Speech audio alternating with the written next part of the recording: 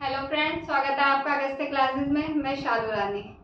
हम भोजन के अवयव पढ़ रहे थे। इसमें हमने कार्बोहाइड्रेट, प्रोटीन और फैट, वसा, ये तीनों पॉइंट कर लिए थे। आज हम नेक्स्ट पॉइंट देखेंगे विटामिन्स के बारे में आज अच्छे से कवर करेंगे इसको पूरा।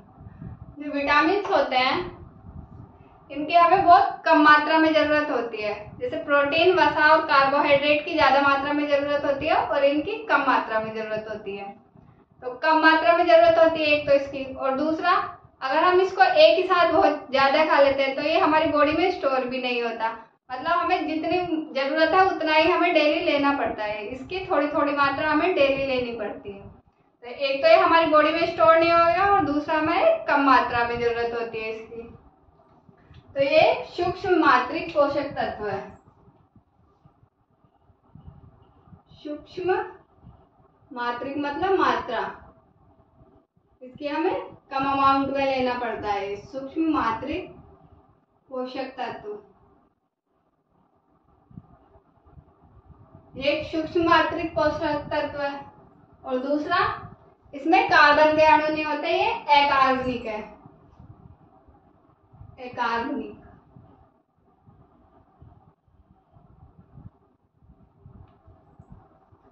ये अकार्बनिक होते हैं। जो विटामिन है, ये जो शब्द है ये सबसे पहले किसने दिया, मतलब विटामिन नाम किसने दिया। जो भी तत्व पहले तो खोजे गए ये विटामिन, पर इनको नाम बाद में दिया गया होगा। पहले तो पता चला होगा ये है ये। इनको नाम देने के लिए सबसे पहले किसने नाम दिया, सी फंक ने। विटामिन शब्द है जो ये सी फंक ने दिया।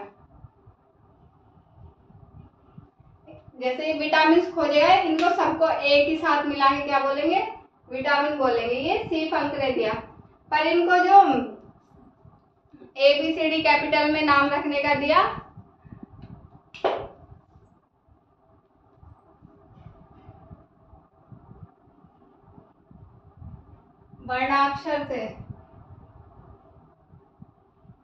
वर्णाक्षर से नाम ड्रम्ड। जो ये ड्रम्ड थे, इन्होंने जो विटामिन के वर्णाक्षर से नाम है, जैसे vitamin A, B, C, D, वो जो नाम है वो ड्रम्ड ने रखने का विचार दिया सबसे पहले। तो जो विटामिन नाम दिया वो सी फंक ने दिया और वर्णाक्षर से नाम रखने का विचार ड्रम्ड ने दिया। संश्लेषण,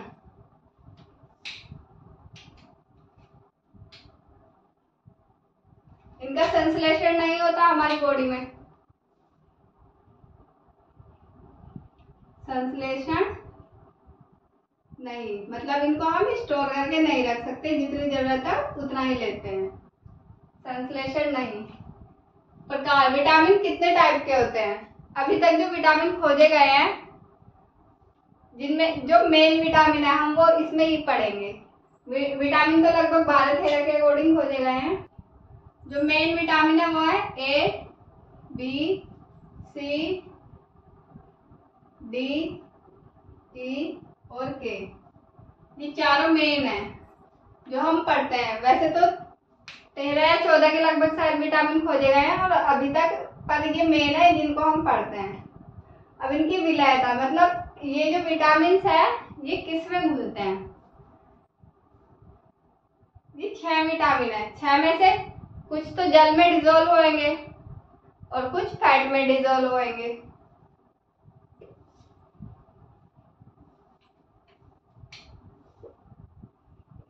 जल में और वसा में। इनमें से जो जल में डिजोल्व होंगे और जो फैट में डिजोल्व होंगे। जल में सिर्फ इसमें से B और C, ये दो जल में डिजोल्व होते हैं। जल में बस ये दो घुलते हैं और बाकी के ये सब फैट में।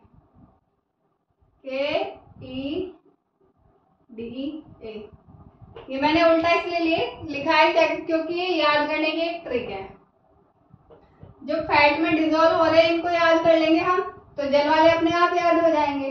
तो इसको हम कैसे याद करेंगे, KEDA। जब हम इसको एक साथ मिला के लिखेंगे तो ये कीड़ा बन जाएगा। KEDA, कीड़ा।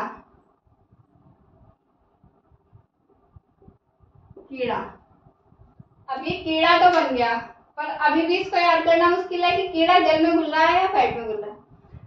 आप अपने आप थोड़ा सा सोच सकते हो इसमें। जैसे हम किसी भी कीड़े को पानी में डालेंगे तो वो नहीं घुलेगा, या तो वो उसमें तैरेगा अंदर, या ऊपर तैरेगा या अंदर तैरेगा।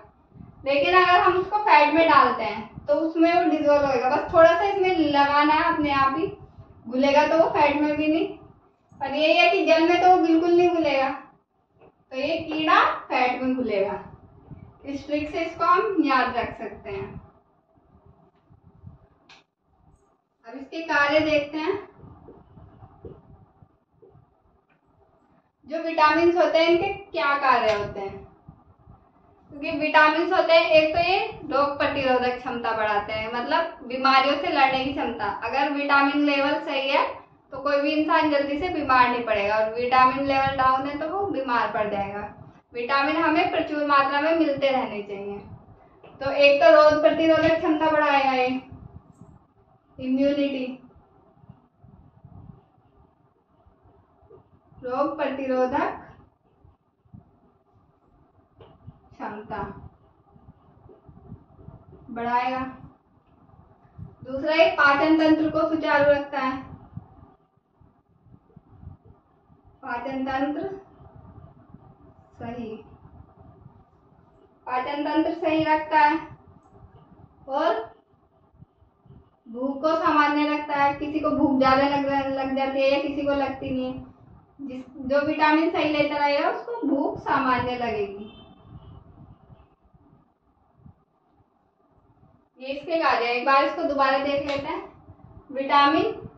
विटामिन की हमें बहुत कम मात्रा में आवश्यकता होती है, इसलिए सूक्ष्म मात्रिक पोषक तत्व है, और इसमें कार्बन नहीं होता है तो इसलिए अकार्बनिक तत्व होते हैं।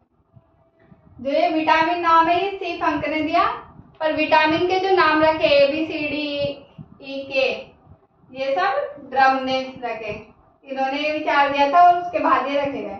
इनका संश्लेषण नहीं होता, बॉडी में इनको स्टोर करके नहीं रख सकते, इसलिए थोड़े थोड़े लेते रहने पड़ते हैं थोड़े टाइम में। प्रकार, जो इनमें से मेन प्रकार है हम वो पढ़ रहे हैं ABCDE, और बाकी और भी हैं इसमें। विलेयता, जल में और फैट में कौन सा विटामिन जल में घुल रहा है और कौन सा फैट में घुल रहा है। जल में B और C घुलेगा, और फैट में कीड़ा KEDA कीड़ा, ये सब फैट में घुलेंगे। इसका क्या कार्य है?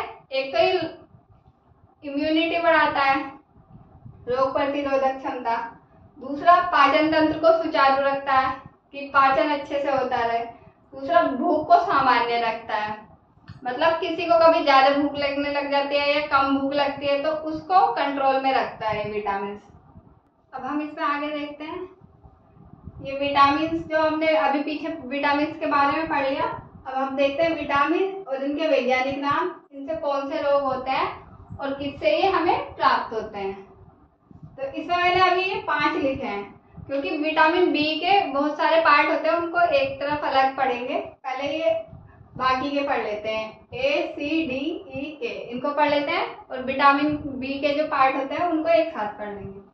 विटामिन ए का वैज्ञानिक नाम होता है रेटिनॉल, और इसकी कमी से रतौंधी, कीरेटोमलेशिया, जीरोपैथेलिया, ये तीनों बीमारियां होती हैं। ये तीनों बीमारियां आंखों में होती है, रतौंधी, कीरेटोमलेशिया, जीरोपैथेलिया। ये किससे मिलता है हमें?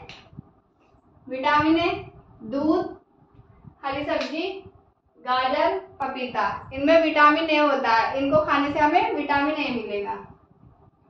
विटामिन सी, इसको एस्कार्बिकम बोलते हैं, इसका वैज्ञानिक नाम है एस्कार्बिकम। इसकी कमी से स्कर्वी रोग हो जाता है और नाविक रोग हो जाता है। स्कर्वी में कमजोरी फील होती है, और नाविक में जो हमारे सेल्स है ना उसमें होता है नाविक रोग। ये हमें किससे मिलता है? खट्टे फल और सब्जियां जो होते हैं उनसे हमें विटामिन सी मिलता है, जैसे संतरा, नींबू, अमरूद, इन सब में विटामिन सी होता है।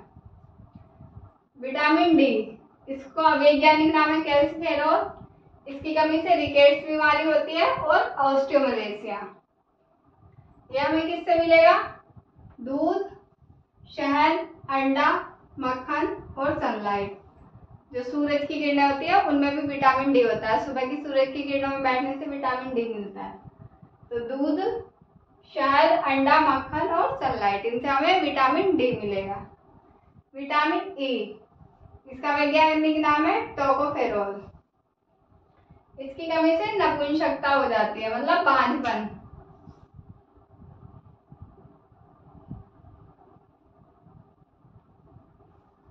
बच्चे उत्पन्न करने की जो क्षमता होती है वो खत्म हो जाती है, नपुंसकता।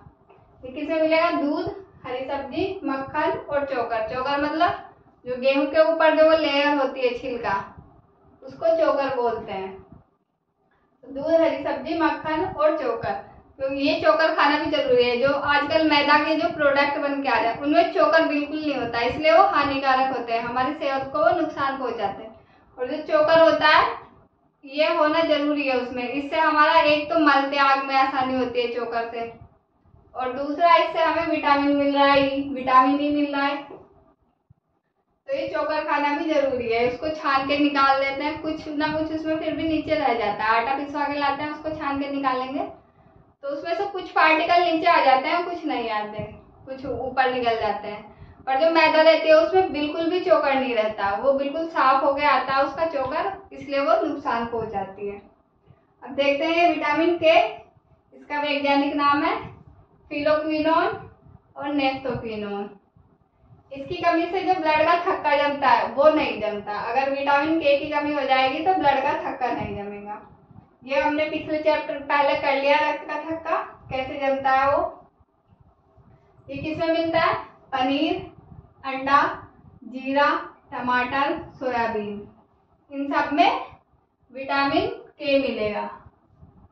तो विटामिन के, इसमें थक्का नहीं जम रहा, थक्का नहीं जमेगा, इसके लिए हमें क्या लेना है? पनीर, अंडा, जीरा, टमाटर और सोयाबीन। इससे विटामिन के की कमी पूरी होती है। अब हम इसमें बाकी के विटामिन देख लेते हैं। 5 विटामिन वो हमने पीछे कर लिए। ये विटामिन बी के टाइप है। विटामिन बी कितने प्रकार का होता है?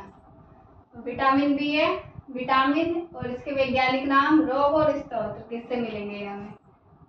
विटामिन B1, इसका वैज्ञानिक नाम है थियामीन, और इसकी कमी से बेरी बेरी रोग होएगा। किससे मिलेगा? दूध, दाल, मांस, अंडा, फल, यीस्ट, अनाज, इन सब से हमें विटामिन B1 मिलेगा। दूध से दाल, मांस, अंडा, फल, यीस्ट और अनाज। विटामिन B2, इसका वैज्ञानिक नाम है राइबोफ्लेविन। इसकी कमी से कौन सा रोग होगा? किलोसिस और ग्लोसाइटिस। किलोसिस और ग्लोसाइटिस विटामिन B2 की कमी से होएगा। और इसके स्रोत भी सेम है, इसमें लगभग सेम ही चलेंगे सारे, एक दो हो सकता है एक्स्ट्रा, बाकी लगभग सेम ही है जिनसे ये हमें प्राप्त होएगा। B3, इसका वैज्ञानिक नाम नियासिन, इसकी कमी से पेलाग्रा और चर्म रोग होगा। और ये किससे प्राप्त होएगा? इनसे ही, दूध, दाल, मांस, अंडा, फल, यीस्ट, अनाज, इन सब से ही विटामिन B3 प्राप्त होएगा। B5, इसका वैज्ञानिक नाम पेनियोथिनिक अम्ल। इससे कौन सी बीमारी हो रही है? Burning foot syndrome. Burning foot syndrome एक ही है ये पूरा नाम, बर्निंग फुट सिंड्रोम। ये विटामिन B5 की कमी से होता है। और ये किससे मिलेगा? उनसे ही मिलेगा सबसे जो ऊपर है। B6, पायरिडॉक्सिन, इसका वैज्ञानिक नाम है पायरिडॉक्सिन। इससे क्या रोग होएगा? एनीमिया और पेशियटन। अगर B6 की कमी हो जाएगी, एक तो एनीमिया होएगा, एनीमिया मतलब खून की कमी, और पेशियटन, पेशी मतलब मसल्स में ऐठन सी होने लग जाती है तो उसको बोलेंगे पेशियटन। और ये प्राप्त होएगा इन सबसे ही। B7 का नाम है बायोटिन। इसकी कमी से चर्म रोग और बाल झड़ना। चर्म मतलब जो बॉडी पे खुजली हुजली हो जाती है, बॉडी के जो रोग होते हैं स्किन में, चर्म रोग और बाल झड़ने लगेंगे। ये B7 एक तो चॉकलेट में मिलता है और बाकी इन सब में। ये चॉकलेट का याद रखने, कई बार पूछ लेते हैं कि चॉकलेट में कौन सा विटामिन मिलता है, तो B7 चॉकलेट में मिलता है। B9 का वैज्ञानिक नाम फोलिक एसिड। इसकी कमी से भी एनीमिया रोग हो जाएगा, जिसमें जैसे ब्लड की कमी होती है उसको फोलिक एसिड की गोलियां दी जाती हैं जिससे उसका फोलिक एसिड बढ़ जाए और B9 की कमी पूरी हो जाए। तो एनीमिया रोग होने पर फोलिक एसिड की गोलियां आती हैं, वो दी जाती हैं। B9 का वैज्ञानिक नाम फोलिक एसिड, इसकी कमी से एनीमिया रोग होएगा और ये प्राप्त इन सबसे ही होएगा। B10 का नाम है साइनोकोबालेमिन और ये इसकी कमी से कौन सा रोग होएगा? Pernicious anaemia. और ये प्राप्त किससे होएगा? इन सबसे और जीवाणु से। जीवाणु से भी B10 विटामिन प्राप्त होता है। अब ये विटामिन कंप्लीट हो गए। इनके एक बार देख लेते हैं कि वैज्ञानिक नाम इनके याद रखना, ये मोस्ट है। इनकी कमी से होने वाले रोग ये भी याद रखने हैं और ये किससे प्राप्त हो रहे हैं। विटामिन में सारा ही इंपॉर्टेंट रहता है। विटामिन, उनके वैज्ञानिक नाम ये पूछे जाते हैं पेपर में। इनकी कमी से कौन सा रोग हो रहा है और ये हमें किससे प्राप्त होएगा। तो B1 का वैज्ञानिक नाम थियामिन, B2 का राइबोफ्लेविन, B3 का नियासिन, B5 का पेनियोथिनिक अम्ल, B6 का पायरिडॉक्सिन, B7 का बायोटीन, B9 का फोलिक अम्ल, B10 का साइनोकोबालेमिन। अब ये विटामिन कंप्लीट हो गया। आगे हम नेक्स्ट क्लास में पढ़ेंगे। आज की क्लास अच्छी लगी हो तो शेयर करें, लाइक करें, कमेंट करें। Thank you.